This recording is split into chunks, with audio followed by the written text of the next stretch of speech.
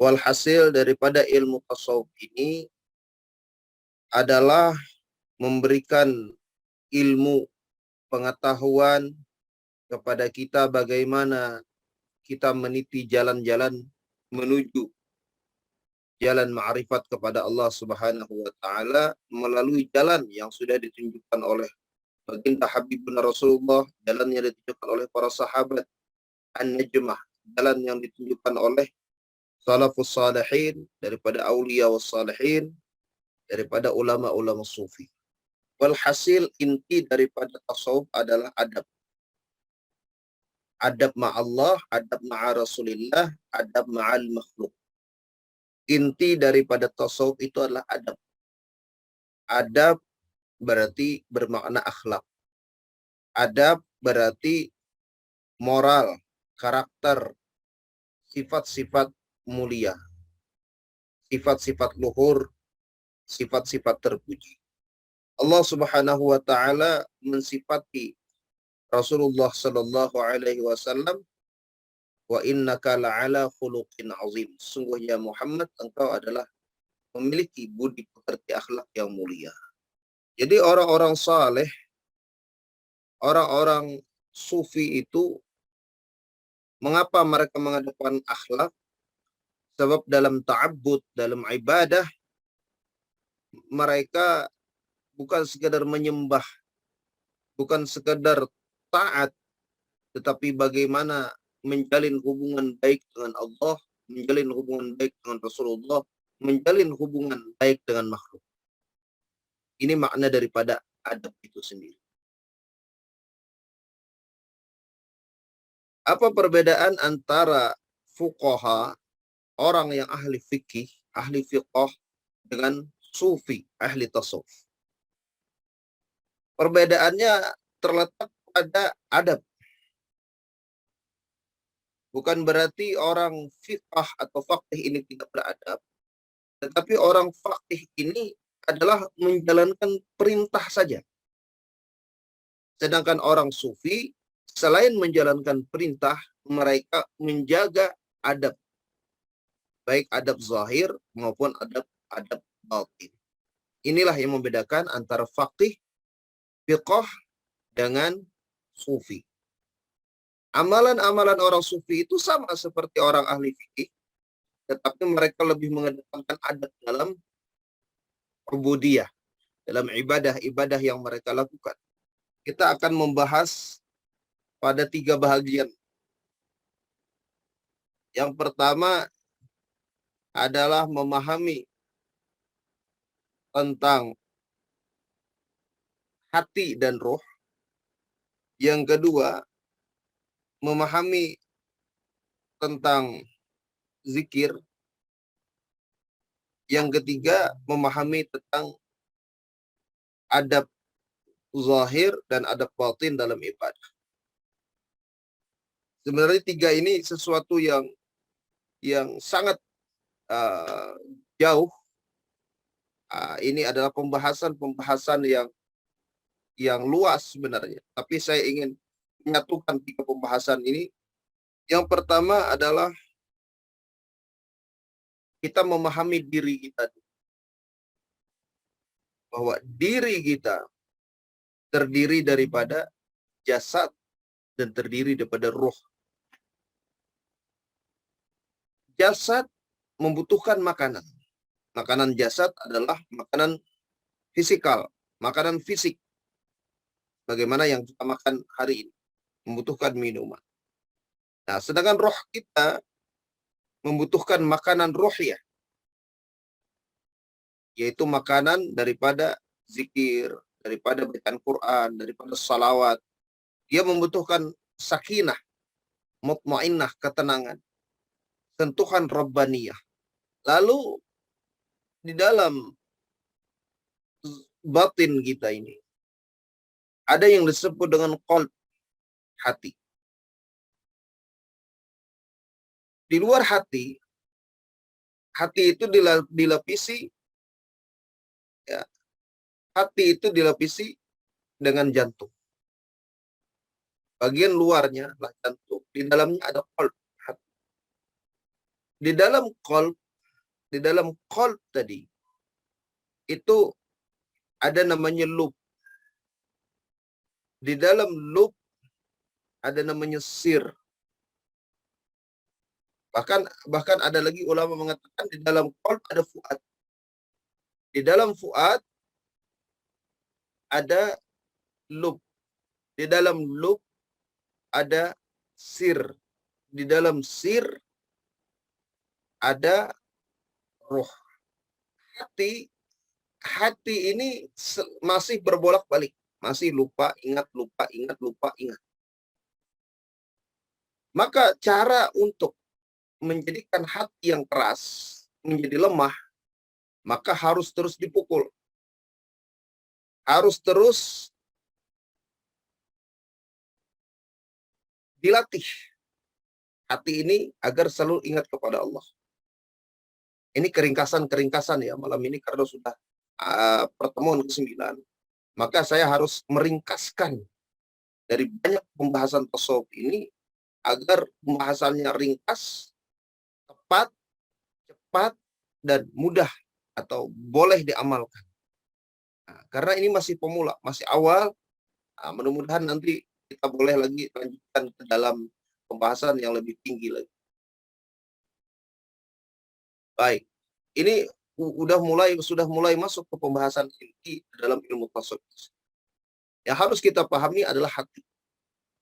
Hati ini menjadi inti poin pembahasan dalam tasawuf. Kemana saja belajar tasawuf, tentu pembahasannya adalah memahami hati. Bagaimana menundukkan hati. Maka tasawuf itu nama lainnya adalah tazkiyatun nafs.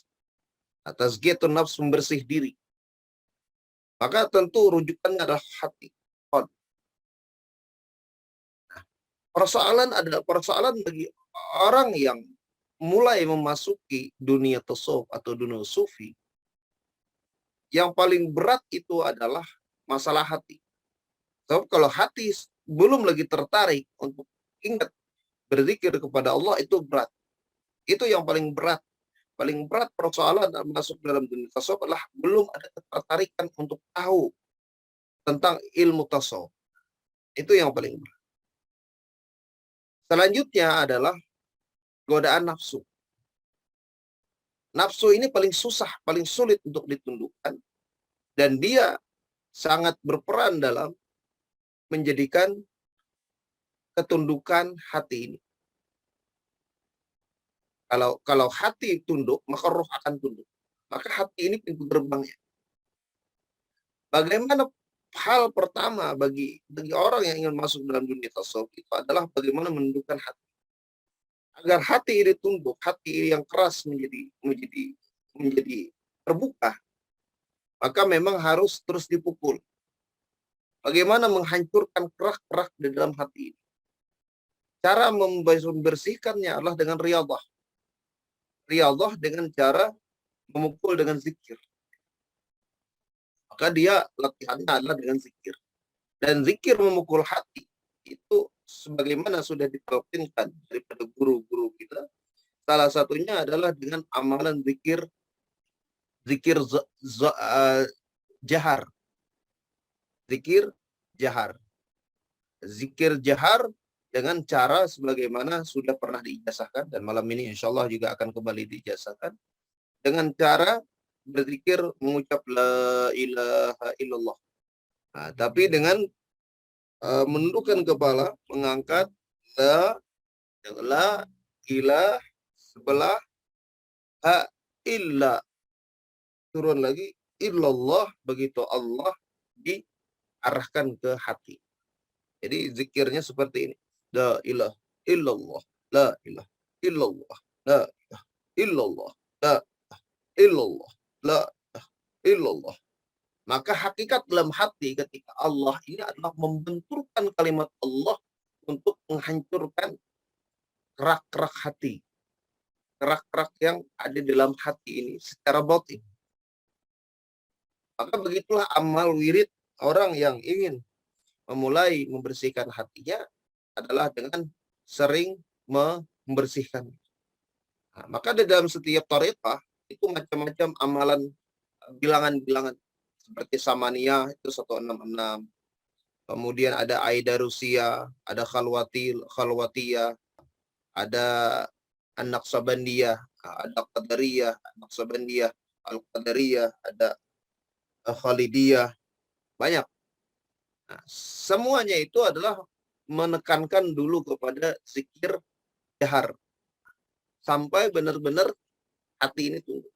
Karena pukulan-pukulan Allah, Allah, Allah itu akan menghancurkan kerak-kerak dalam hati.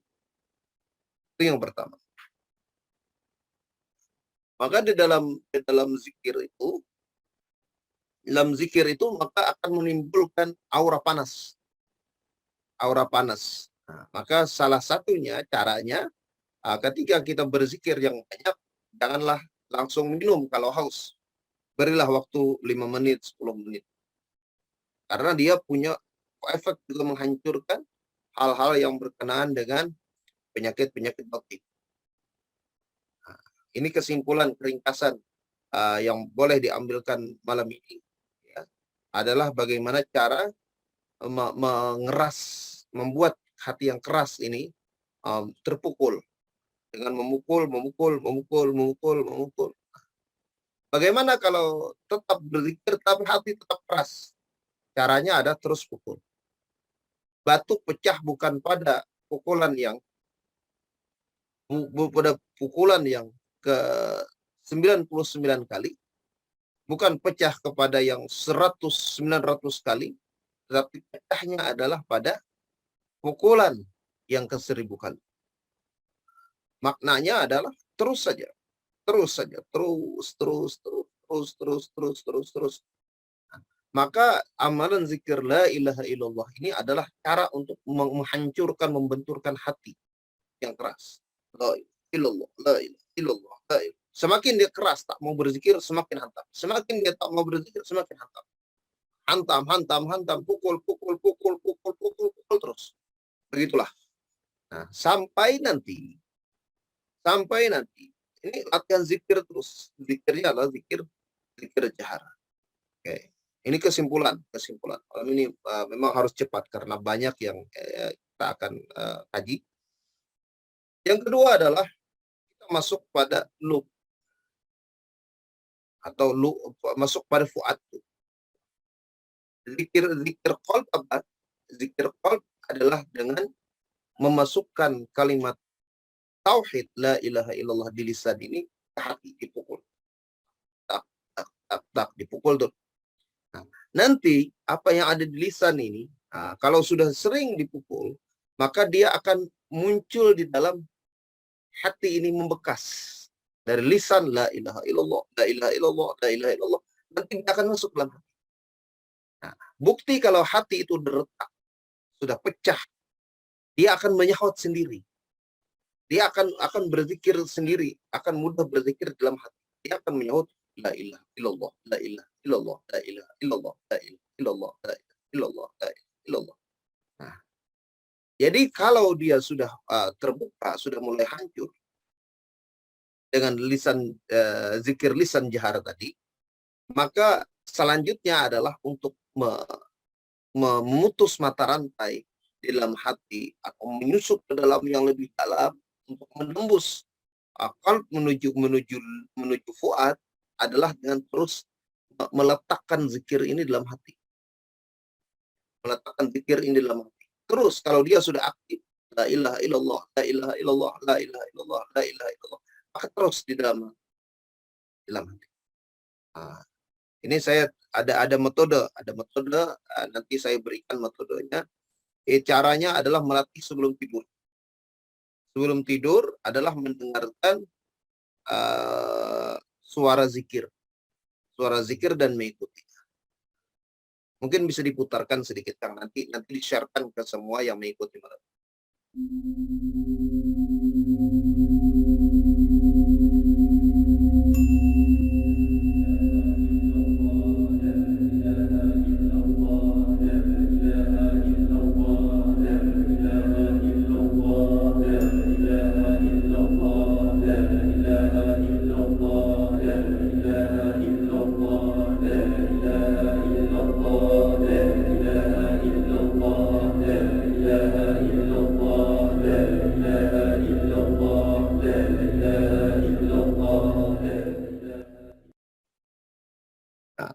cara itu adalah dengan melatih itu dulu. Melatih memasukkan la ilaha illallah, kalimat la ilaha illallah itu dalam hati.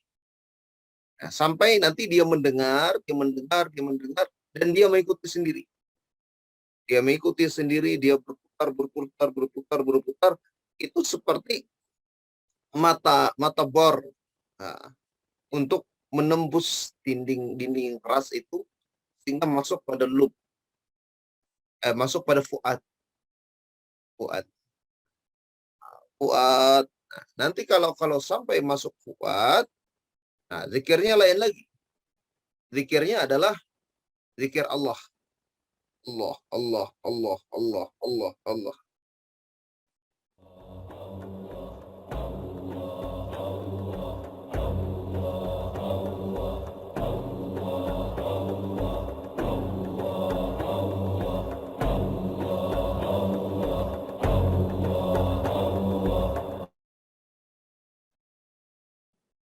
Maka dua itu saja dulu.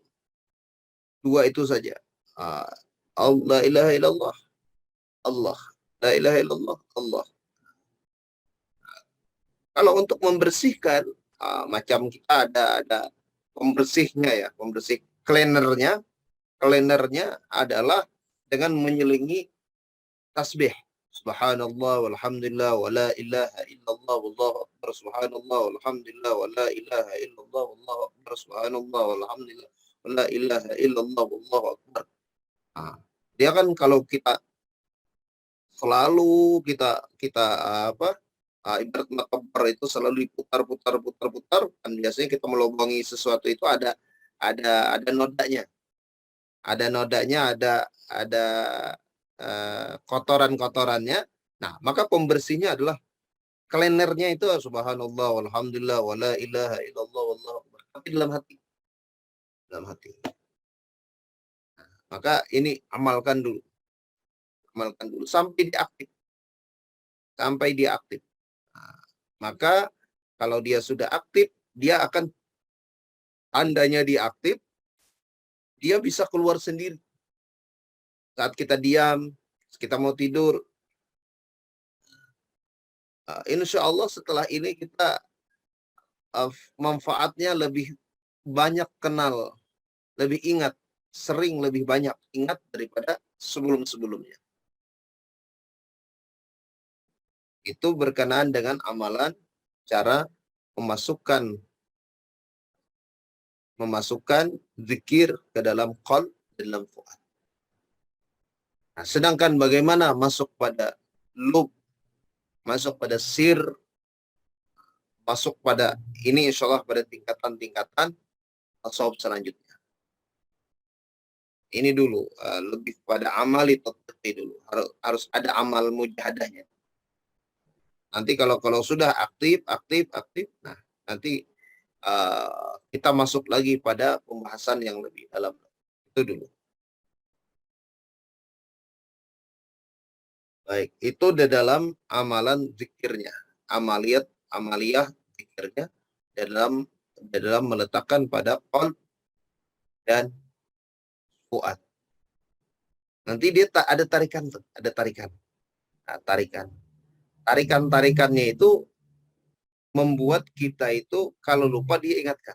Kalau lupa dia ingat.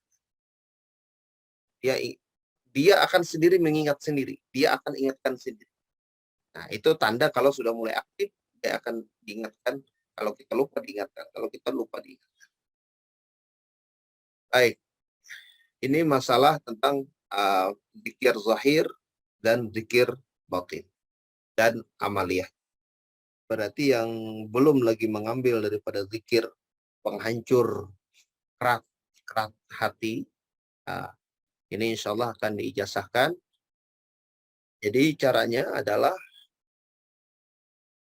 saya akan membacakan 3 kali, kemudian yang lain mendengarkan dengan cara memejamkan mata 3 kali kalimat tauhid, la ilaha illallah, la ilaha illallah, la ilaha illallah, Muhammadur Rasulullah. Begitu Muhammad Rasulullah itulah membuka mata. Ini talqin zikir sekaligus dua saya berikan. Nah, daripada jalur nasab sanad sambung kepada Sayyidina Ali, daripada Guru Ahmad, dan daripada Abu Guru Sepul, malam ini saya bagikan.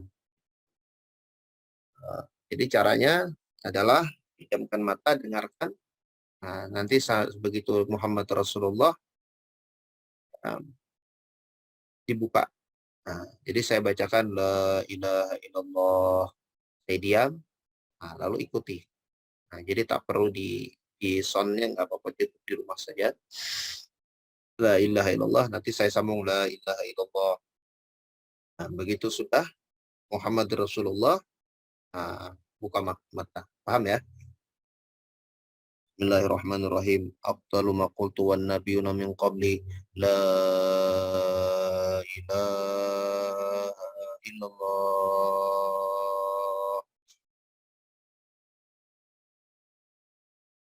La ilaha illallah.